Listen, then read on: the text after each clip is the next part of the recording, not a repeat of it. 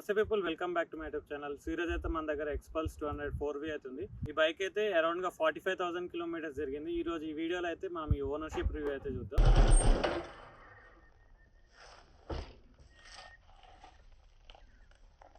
So ఇదైతే 2023 model అనమాట. 2023లో అయితే ఎక్స్పల్స్ 200 2V కూడా ఉండే, బట్ 2V అయితే 2 వాల్స్ కాబట్టి పవర్ తక్కువ ఉంటుంది అని చెప్పి 4V అయితే తీసుకున్నాం. 4V అంటే 4 వాల్స్ అనమాట.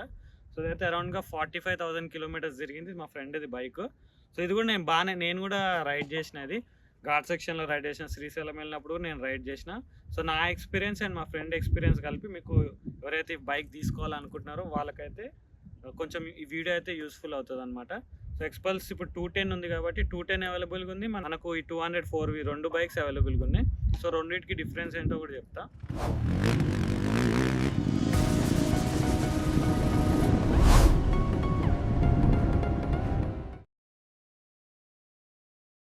ఇందులో అయితే మనకు 199.6 cc ఆయిల్ కూల్డ్ ఇంజన్ అయితే వస్తుంది. సో ఆయిల్ కూల్డ్ ఇంకోండి, ఆయిల్ కూల్డ్ ఇక్కడ ఆయిల్ రేడియేటర్ అయితే ఇక్కడ ఉందన్నమాట. సో బట్ ఒక మైనస్ ఏమనిపించింది అంటే మనకు ఇంజన్లో ఆయిల్ అని రొటేట్ అయ్యి ఇక్కడ కూల్ అవుతుంది.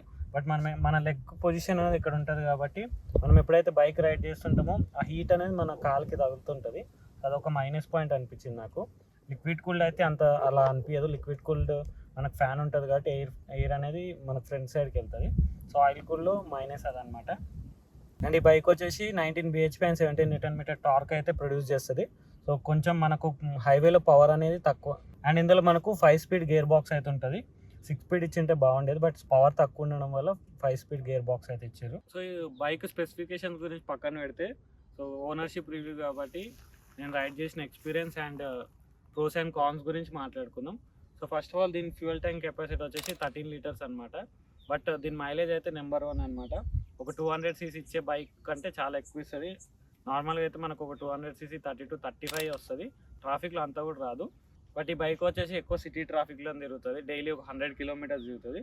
సో దీని మైలేజ్ వచ్చేసి 40 to 45 వస్తుంది. అండ్ హైవేలో అయితే 50 వరకు వస్తుంది హైయెస్ట్, అంతే అనమాట.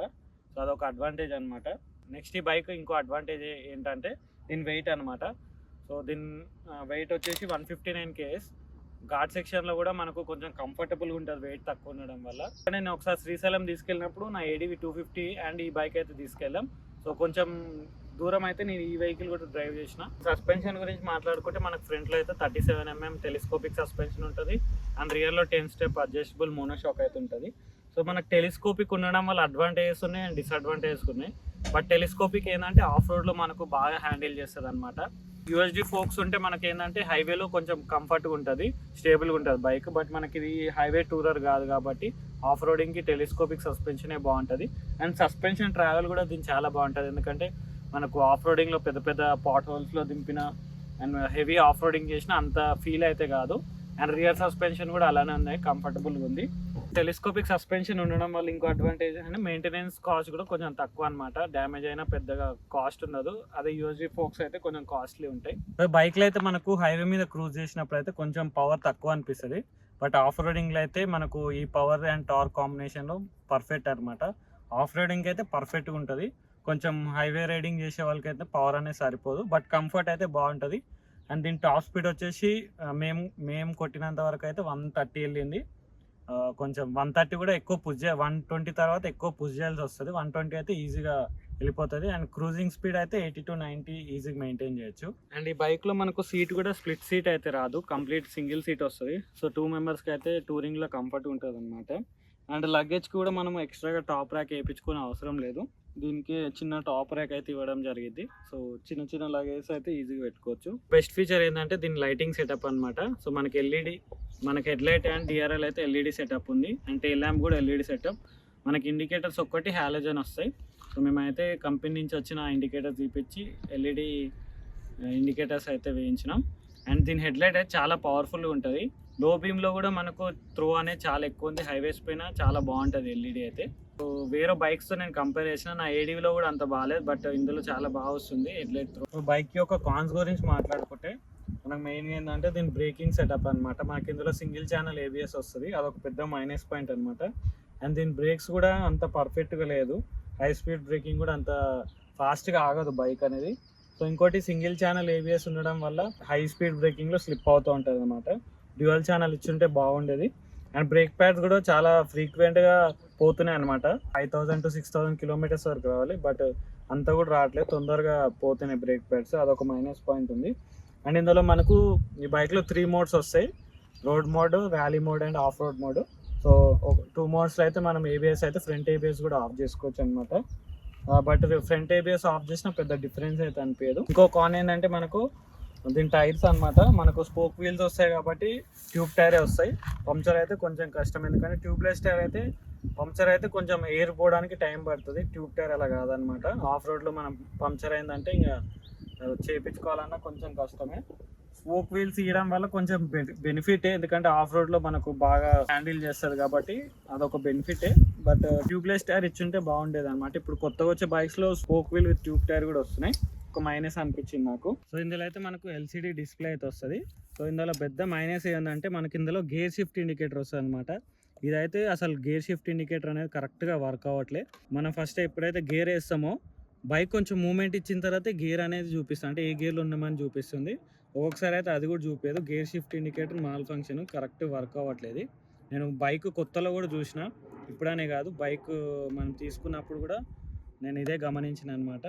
ఇంకోటి మనకి ఇందులో బ్లూటూత్ కనెక్టివిటీ ఆప్షన్ ఇస్తాడు, అది కూడా యూజ్లెస్ అనమాట, కరెక్ట్ వర్క్ అవ్వదు. మిగతా మించి అన్నీ కావాల్సిన ఫీచర్స్ అవుతున్నాయి. మనకు ట్రిప్స్ అవుతున్నాయి అండ్ యావరేజ్ మైలేజ్ చూపిస్తుంది. అండ్ మోడ్స్ కూడా మనం ఇక్కడి నుంచే చేంజ్ చేసుకోవాలి. సో పెద్దగా అంత యూస్ఫుల్ ఏం కాదు, మిగతా అన్ని మనకు యూజ్ అయ్యే యావరేజ్ మైలేజ్ కావచ్చు, మిగతా time and gear shift indicator చెప్పిన మాల్ ఫంక్షన్ అని చెప్పి. సో అదొకటి మైనస్ అనిపించింది. అండ్ మనకి ఇందులో అయితే ఛార్జింగ్ పోర్ట్ కూడా ఉంది, బయట నుంచి వేయించుకునే అవసరం లేదు. మ్యాక్సిమం అన్ని బైక్స్లో ఛార్జింగ్ పోర్ట్ అయితే ఇస్తుంది అనమాట. అండ్ ఈ హ్యాండిల్ కూడా మా ఫ్రెండ్ అయితే అప్డేట్ చేయించాను అనమాట. కొంచెం హైవే టూరింగ్ బాగుంటుంది అండ్ ఆఫ్ రోడ్లో కూడా కొంచెం స్టేబుల్గా ఉంటుంది అని చెప్పి ఈ హ్యాండిల్ అయితే చేంజ్ చేయడం జరిగింది. అండ్ ఈ బైక్ యొక్క మెయింటెనెన్స్ గురించి మాట్లాడుకుంటే 2 ఇయర్స్లో చాలా తక్కువ మెయింటెనెన్స్ అనమాట. హీరో బ్రాండ్ గురించి తెలిసిందే, మనం నార్మల్గా కాస్ట్లీ బైక్స్ తీసుకోవచ్చు, బట్ ఏంటంటే ఫ్యూచర్లో దాన్ని మెయింటైన్ చేయడం కష్టమైపోతుంది. బట్ హీరో అలా కాదనమాట. మాకు ఈ 2 ఇయర్స్లో 45,000 కిలోమీటర్స్లో అయితే చైన్ కిట్ అయితే ఒకసారి పోయింది. 30,000 కిలోమీటర్స్కి చైన్ కిట్ అయితే చేంజ్ చేసినాం. అండ్ మిగతా అంతా రెగ్యులర్ సర్వీస్ అనమాట, టైం టు టైం సర్వీస్ చేస్తే చాలు. అని చెప్పే కదా, బ్రేక్ ప్యాడ్స్ ఒక్కటి పోతున్నాయి అనమాట. నార్మల్గా కంపెనీ నుంచి వచ్చే బ్రేక్ ప్యాడ్స్ అయితే క్వాలిటీ బాగాలేవు, తొందరగా పోతున్నాయి అంతే అనమాట. మీరు రెగ్యులర్ సర్వీస్ చేయించుకుంటే చాలా పర్ఫెక్ట్ అనమాట.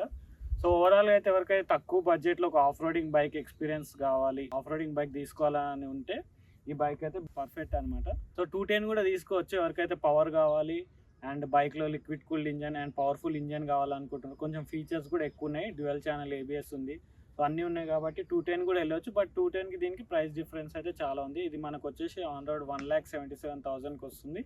210 వచ్చేసి మనకు 2,10,000 వస్తుంది. అండ్ టాప్ స్పీడ్ కూడా కొంచెం ఎక్కువ ఉంది కంపేర్ టు 200 అనమాట 210ది. ఇది కూడా కొద్దిగా చేంజ్ చేయడం జరిగింది 210లో.